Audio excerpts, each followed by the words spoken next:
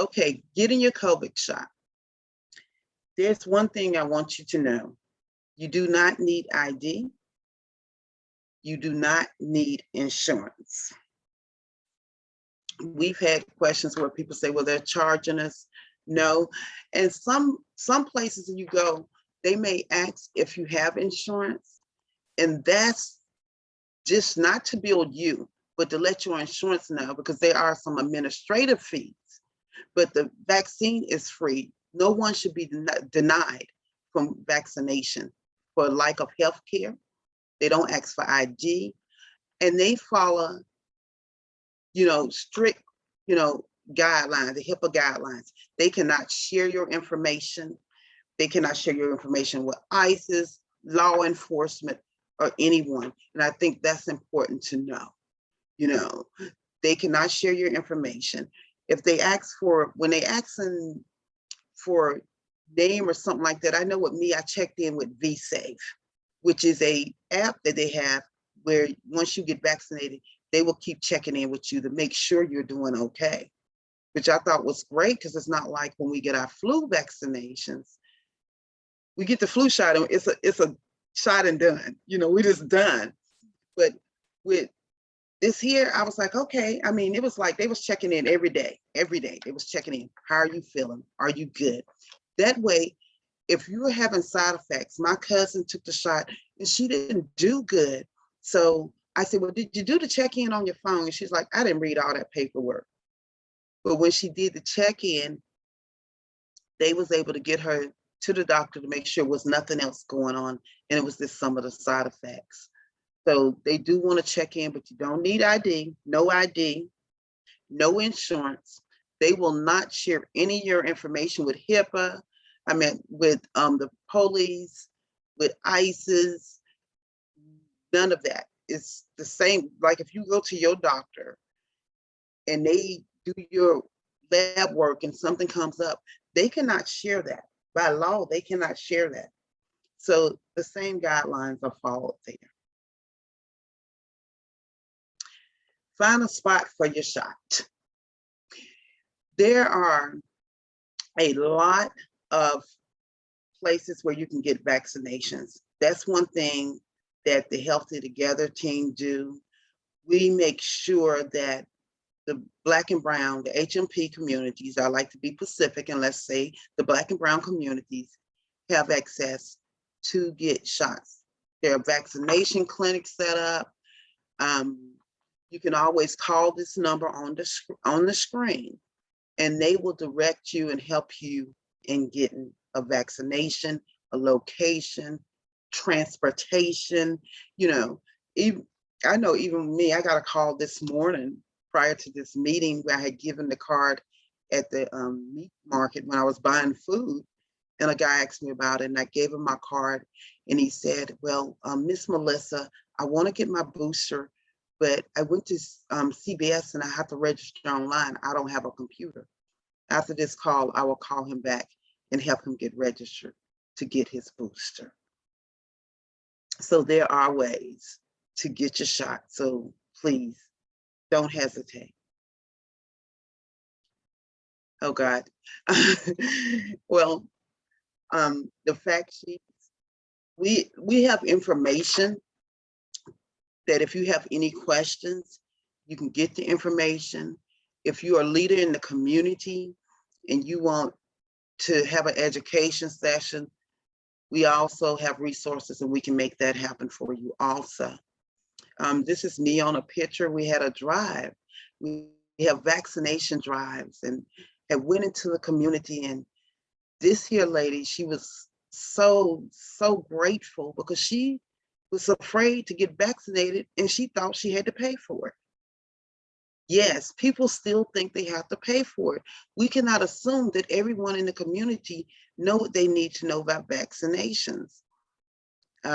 She came, she got a shot, and she was showing her card. Did a happy dance. We was all dancing with her. So you will get your card, and what I suggest when people get their vaccination card, I suggest taking a picture of it, because even though the vaccination card has like a coding on it, you take a picture of it, you'll have it, because soon a lot of places already are asking for vaccination cards or proof of vaccine. So do that. And as you can see here, they're talking about the vSafe, because one thing about vSafe also, it has, when I log in, I can see the date I got my first shot all the way up to my booster. So it has that information there. We keep emphasizing no government ID or insurance is required for vaccinations. You may get a temporary reaction after your vaccination. I think that's important to know. I was one of the people when I got my first shot, my second shot, and my booster, I recorded it live on Facebook. So people can see the good, bad, and ugly. And when I got my first shot, I said, I'm gonna be transparent. If this shot messed me up, I'm gonna let you know. But the reactions you get, you know, you get your arm, sometimes your arm is sore. With my booster, I got my booster in one arm and my flu in the other. Yes, my arm was sore. So just like with the flu shot, keep moving it. I did, with my second shot, I think it was day 3, I did get the headache and the fatigue. And the fatigue, y'all, it caught me off guard because I'm a person that stay up real late. And I was like, oh my goodness, I am sleepy. I got the fatigue, I got the chills. My body needed a rest. I went to bed and woke up the next day and was feeling great. That means my body was fighting. My body knew something was there that shouldn't be there. So it was fighting. So the reactions is just telling you your body is fighting. Like I said, if you have any questions, jot them down and we'll answer them at the end. I'm gonna pass this off to Deborah.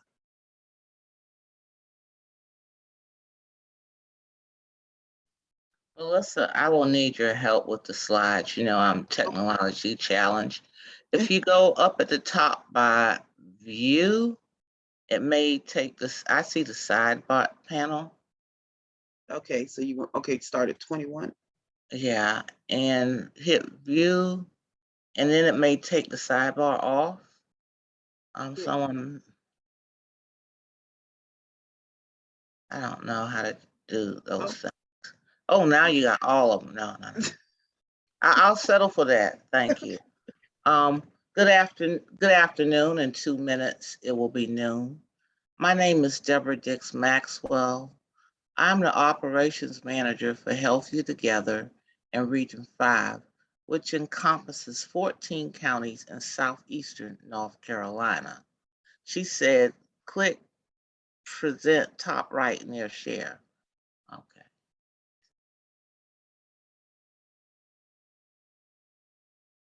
Oh, that's for you to do, Miss Melissa, not me. I forgot it's your screen. What I also am and glad to be, I was formerly the facilitator for Region 5, Southeastern Regional Network of Care in this area also. And I saw 1 or 2 of my friends in the chat, and I'm glad that you are here. Some of the frequently asked questions that come about are, is there a microchip in there? There is not. There's no magnet that attaches to you. That's just a special effects. And since I'm in the town of special effects and films, we know people can do anything like that. Unfortunately, things are going at a rapid pace right now.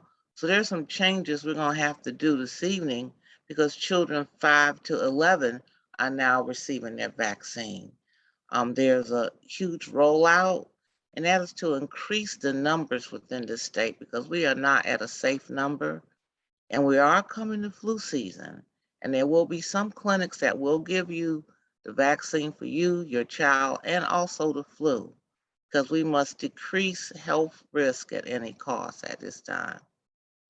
So the clinical trials you heard about with Melissa, but the 12-year-olds can get, from 5 to 11 will receive their own specialized made through clinical trial dose for COVID vaccination through Pfizer. Next, Miss Melissa. breakthrough cases. Those of you who've had migraines, you know what a breakthrough is. Despite all the medication the doctor gave you, you went home because I have a migraine child, and you wake up and it's still there. Sometimes that happens with COVID. It's a breakthrough. It doesn't mean that it happens to everyone, but it's such a small percentage of people who may still get COVID even after having had the vaccine. Same thing happens every year with people who get the flu shot, and a very small percentage receive the flu. Just like they say the pill is 99.9% effective. Someone you know has a birth control baby. So nothing is 100% unless you lock yourself in a bubble and do not come out until we're through with everything. But the most important thing to remember that if you are not vaccinated, your morbidity, your death chances are higher. Your illness will be greater. I have young ladies now home on oxygen because they refused all the flyers I gave them about getting vaccinated, went on deaf ears. Their mothers are my friends and they are home on oxygen now.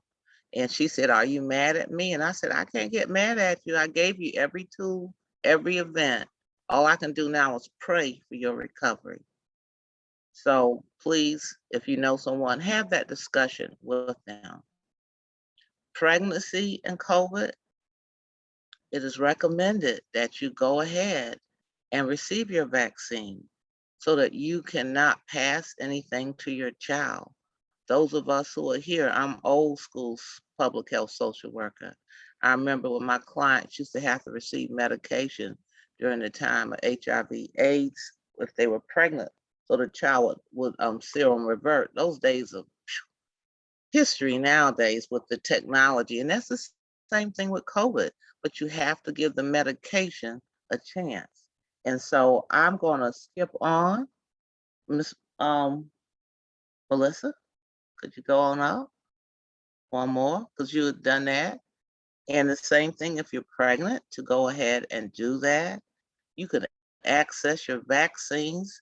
They're going to go to NCIR, which will mean you'll be able to get them shortly, hopefully through your health department, but still don't lose it. You need that for traveling purposes. And 27, Miss Melissa, do people, yes, if you've had COVID-19, please go ahead and get vaccinated. It's still important. If you do get COVID, there are monoclonal antibodies that can help you, and there's a whole list on Get Your Spot and Shot on the state site.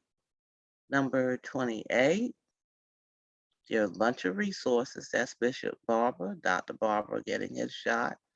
And if you go to the state COVID website, there are numerous resources that are available. So we want you to reduce harm by wearing a mask, staying 6 feet apart, and wearing yourself. And those are all the sites and resources. And we're going to have a wonderful presentation by Ms. Liana. I hope I said her name correctly. Who is next? Thank you.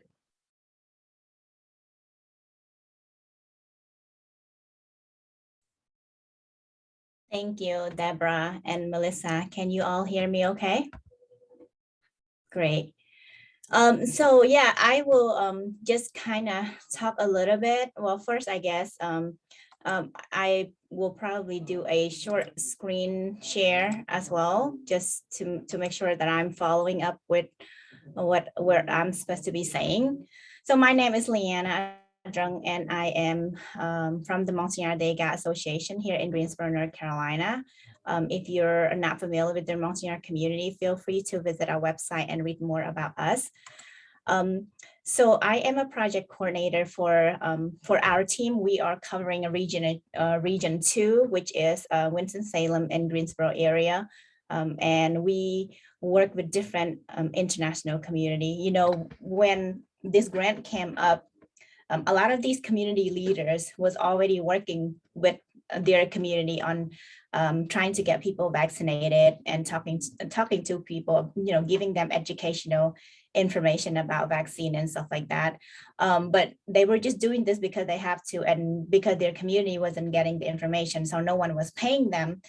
So when the grant became available, with my other hat, I am also the chair for the Greensboro International Advisory Committee. And I was like, okay, this is a great opportunity for us to collaborate and stuff like that with a different international community.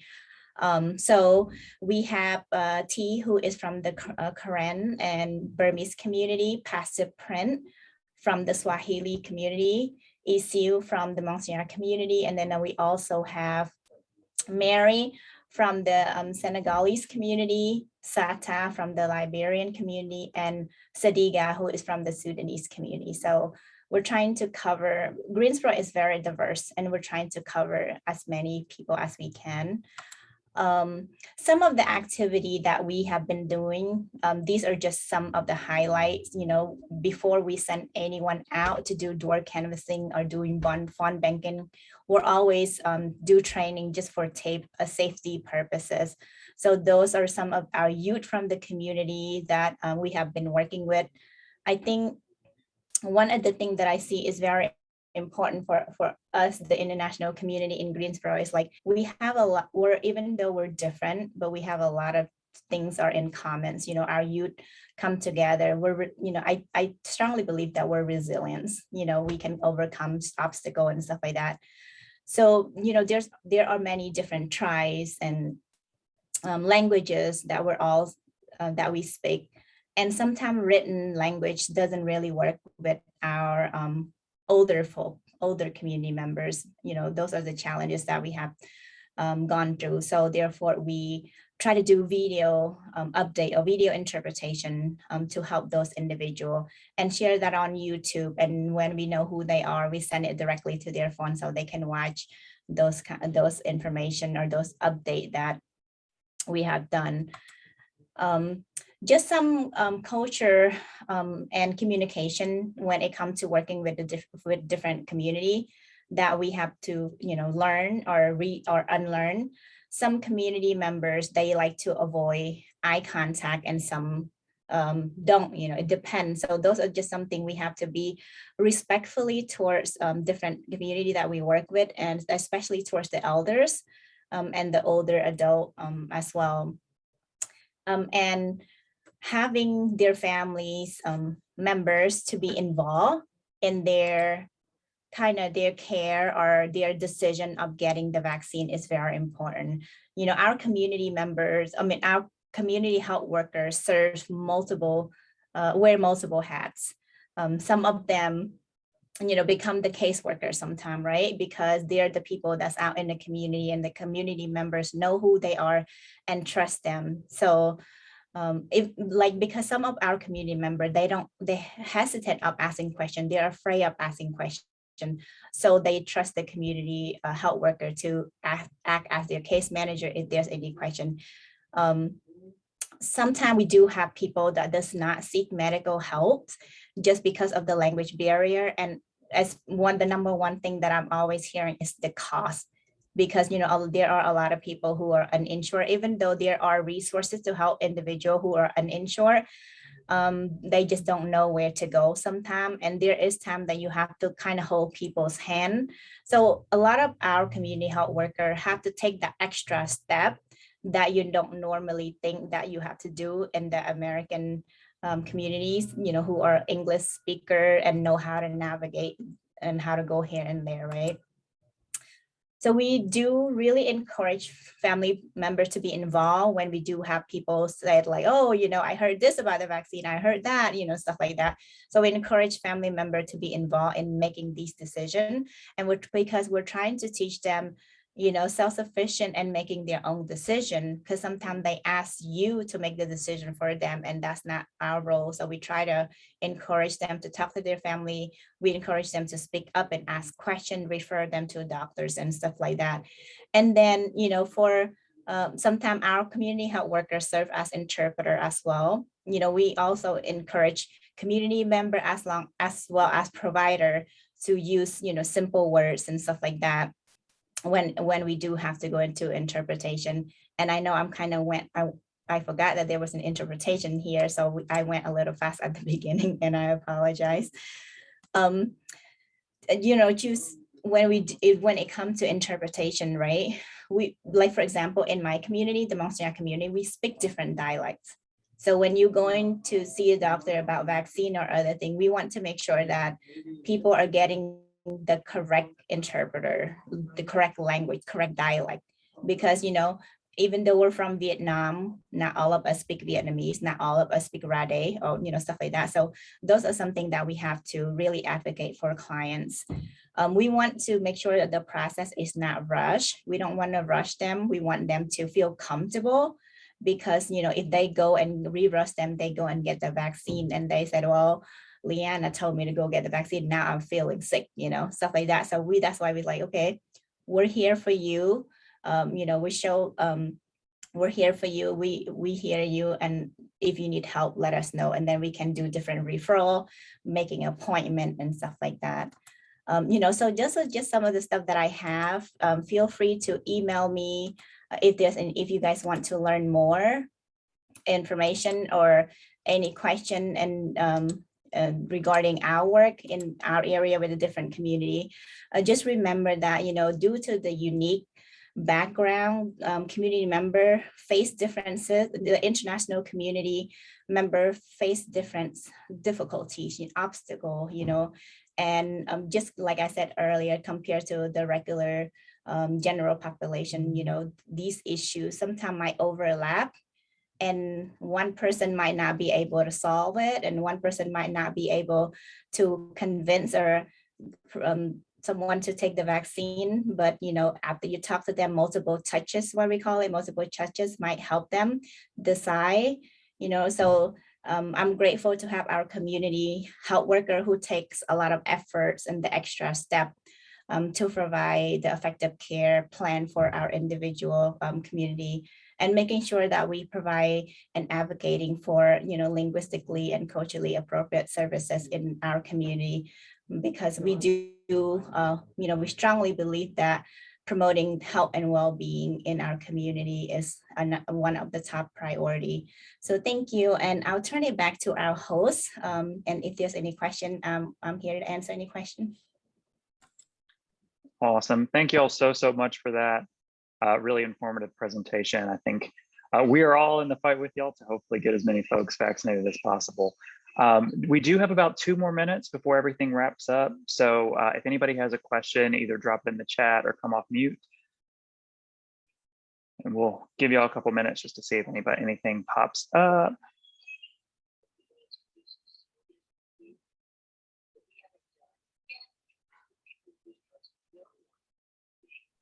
I had one quick question.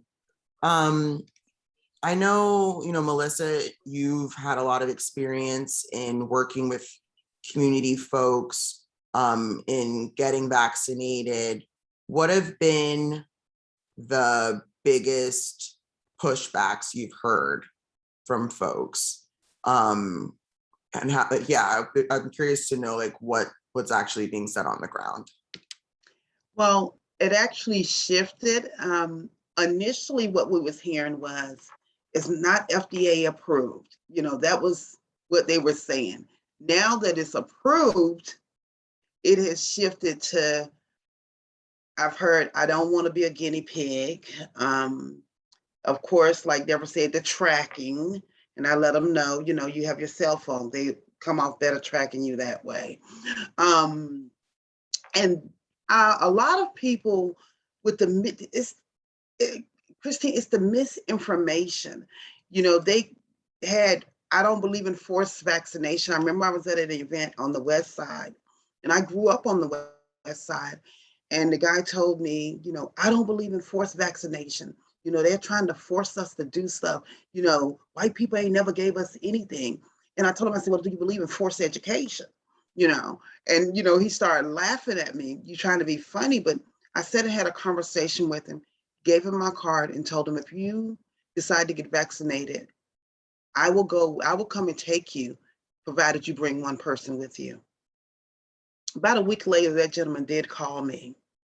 And what he told me was because he trusted me because I was from the area. So it's like the trust, you know, early on people were saying hesitancy. It's not hesitancy, it's fear. You know, Black and brown people have a fear of the government in the state. So it's still fear and wanting to have control. That's right now, that's the only thing they can control is if they get vaccinated or not. And that's the last thing they should be controlling because they could die. But it's going to have that control, you know, and it's sad because now it's getting hostile. You know, we're getting some hostile feedback now as we go into communities too. Does the feedback vary from community to community? Have there been differences with, you know, Asian folks or maybe other immigrant communities? I can add to that, Melissa, if you don't mind. Definitely. So, you know, we work with different community and we get each week when we do our updates, I'm always asking the community health worker, like, please, you know, list any challenges, anything like that. A religion is one of the thing that I've heard is, you know, why are you trusting the vaccine over God? And when I do talk to people, I give them the flooding man story.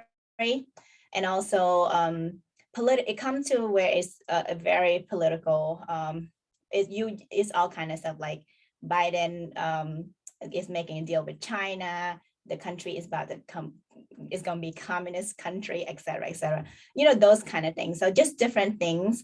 But for those individual who we just can't seem to get through to them, we do ask for the church's leaders to help get the information out, because if they don't trust us, then they will listen to their church's leader. You know, church's leader and other community leader get vaccinated, and they share their experiences with the vaccine, their, you know, what the side effect and all that kind of stuff. So those has been helpful. Thank you so much. Yeah, and Christine, that's what I wanted to say. Leanne, thank you. What I found, and you know, I've did a lot of work in the religious communities, but what I'm finding now is the religious leaders, like Leanne said, they're having a lot more power of moving this than we are. So I've taken on a charge to hold the religious leaders accountable, because that's where people are going to now. You know, they're trusting them. Thank y'all so much. That was great. All right, well, we're at 12:17.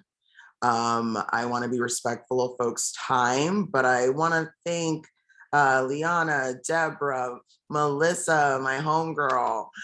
Thank y'all so much for joining us and sharing your treasure with us and informing us with a lot of very valuable information that I'm definitely gonna use for my vaccine hesitant folks. And I just want to let y'all know we're gonna have a break time.